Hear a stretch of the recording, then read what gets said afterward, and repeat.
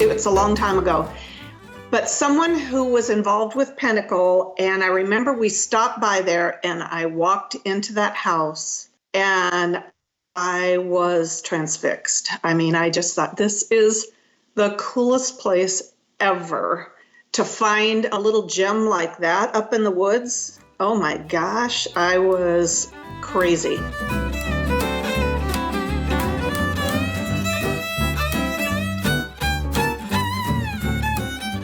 I think it was about 85, somewhere in there. There are far more females trying out for fewer roles than men. So I thought I'm going to just do my thing and get in there and know that I may not make it first time or whatever, but I'm going to keep trying. So that's what I did. And my first show, I don't put it on my resume. You know how you have some that you're a little more proud of than others? It was called Veronica's Room. It was good to be on stage. That kind of kicked open the door a little bit. Didn't get me a lot of notoriety, but it kicked open the door. And I'm always a little bit terrified when I audition or do anything on stage because you're vulnerable and you're putting yourself out there. And that's just the nature of the beast. And I think if you weren't a little, there'd be something wrong. But I always felt welcomed at Pentacle. Whenever you are involved in theater, where there have been parts that I've just longed for like crazy. I wanted so bad and I didn't get it. And that's happened there. It's happened in my life. And, after you kind of think about it a little bit later, you realize that the director had a different vision of what that part should look like than me. So I try not to take it personally and just go right back in, get back in the fray.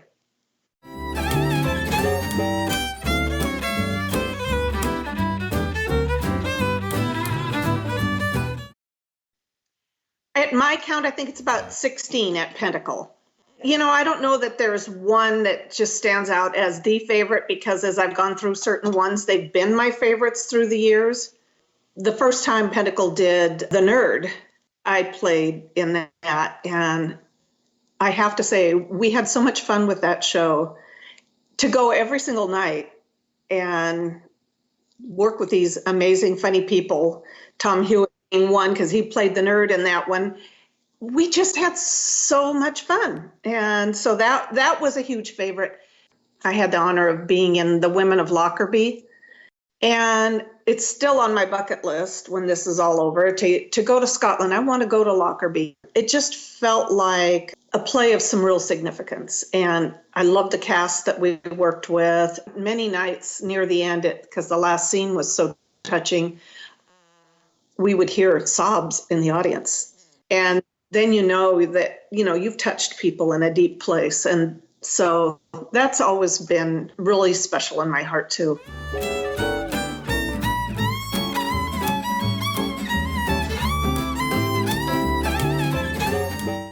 Gosh, I have to say, I've been so fortunate. I've had some dream roles all through, really. Pentacle's allowed me to just have some amazing roles in my life.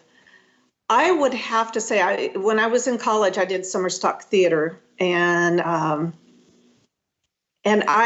did Shakespeare, Midsummer Night's Dream, played Helena. Shakespeare's on my bucket list.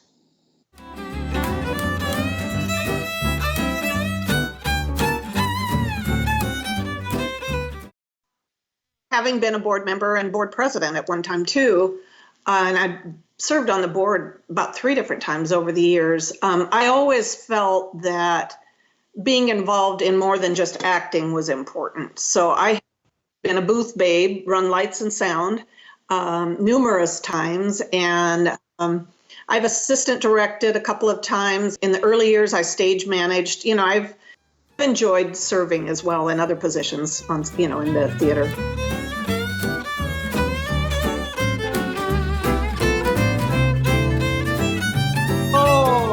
Yes, thank you. To me, it's just the highest honor, really, at Pentacle. And it meant the world to me. It really did.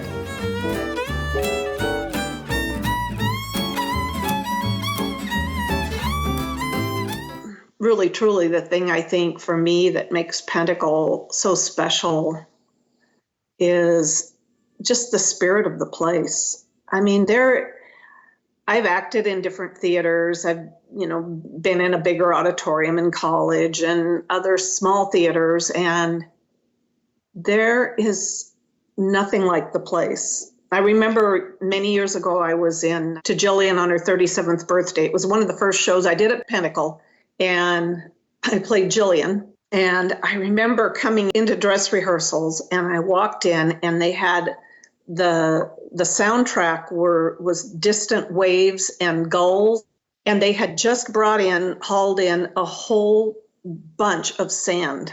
So for me, when I smelled that, it was just like salt water. And I grew up in Seattle near Puget Sound. Sometimes I feel like for a small theater, we spare nothing to create incredible atmospheres for actors to put themselves into. And so that's, I think, for me, a really special thing about Pentacle, too. We do a lot in that little theater space.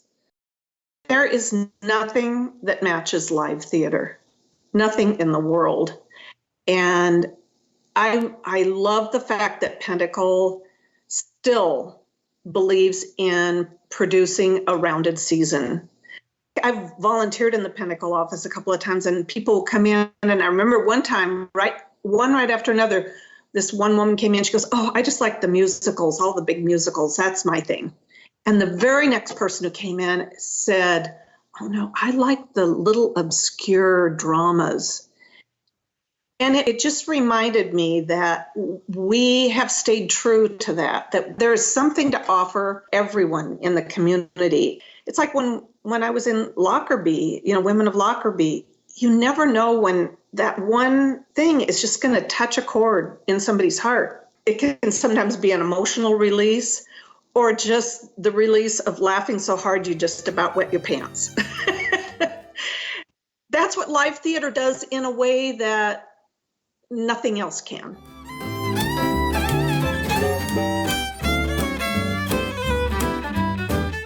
I'm encouraged. Art seems to find its way out no matter what it does. People who are artists can't keep it in very long.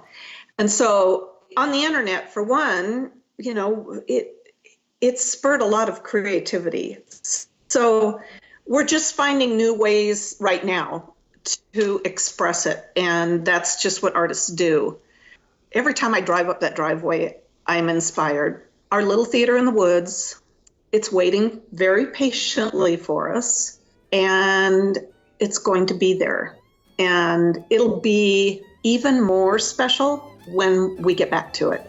I'm looking forward to that, and I know a lot of our members and our audience, our patrons are as well.